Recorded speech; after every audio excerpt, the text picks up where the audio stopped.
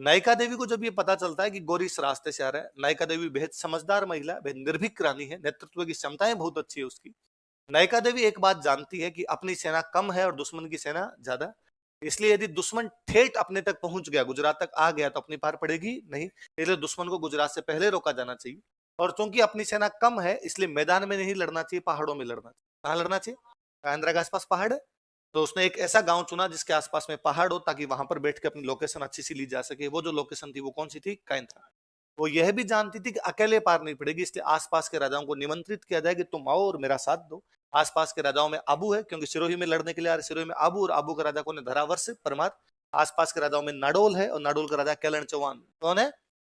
Kellen का छोटा भाई कीर्तिपाल, जो जालोर का शासन स्थापित करता है। तो नाडोल वाले, जालोर वाले, आबू वाले, मतलब पाली, जालोर, सिरोही, यही हो गया। नाडोल मतलब पाली, जालोर हो गया आपका, आबू मतलब सिरोही। तो पाली, जालोर, सिरोही के राजाओं को दिया कि तुम मेरा साथ देने के लिए आओ। तो केलन चौहान, कीर्तिपाल चौहान और धारावर्ष परमार, ये उसका साथ देने के लिए जाते हैं। किसका? नायिका देवी। तो ये काइंद्रा नाम के गांव में पहाड़ों के बीच में अपनी लोकेशन लेके बैठे हैं। सारे राजा मिलजुल के बैठे हुए, किससे लड़ने के लिए? गौरी सोच भी नहीं सकता था कि गुजरात से इतना आगे आके रानी मेरे से लड़ लेगी। गौरी सोच भी नहीं सकता था कि पहाड़ों में लोकेशन लेके बैठे और मैं जैसे ही पहुंचूंगा आक्रमण हो जाएगा। गौरी के कतई दिमाग में नहीं था कि राजस्थान के राजा उसके साथ मिलकर गठबंधन बना लेंगे, फिर ये अटैक करेंगे।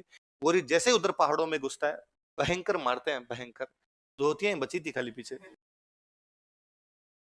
गौरी वापस भागता है यहाँ से। गांव में जब लड़ाई होती है ना कोई, तो लोग धमकियां देते हैं कि भाई साहब हमसे पंगा मत लेना, रास्ता बुला देंगे। क्या बुला देंगे? नायिका देवी ने बुला दिया था। अगले कई सालों तक पहली बात तो गौरी ने अटैक ही नहीं किया। दोबारा अटैक किया तो तराइन की तरफ से। तराइन वापस पंजाब में, सिंध वाले रास्ते से वापस है।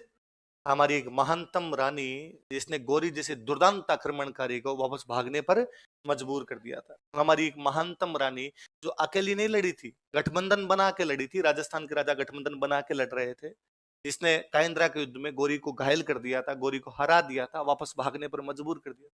विडंबना है कि हम नायिका देवी के बारे में तब जानते हैं जब हिस्ट्री पढ़ते हैं। जब तक हम हिस्ट्री नहीं पढ़ते तब तक नायिका देवी के बारे में जानते। तब कई बार बॉलीवुड वालों पर मुझे यूं बड़ा अफसोस होता है, या हमारे साहित्य पे, हमारे सिनेमा पे, हमारी कला के बाकी माध्यम जो है उन पे, कि हमारे नायकों को उभार क्यों नहीं पाए वो। और ये तो नायक ही नहीं है, नायिका है, जिसका नाम ही नायिका है। एक महिला इतनी बड़ी योद्धा रही, एक महिला केवल योद्धा नहीं है, आप युद्ध में जाके लड़ नहीं रहे, आप में दिमाग देके आप गठबंधन बनाते हैं। अक्सर जब लोग अपने राजस्थान के या भारत के राजाओं के बारे में कहा जाता है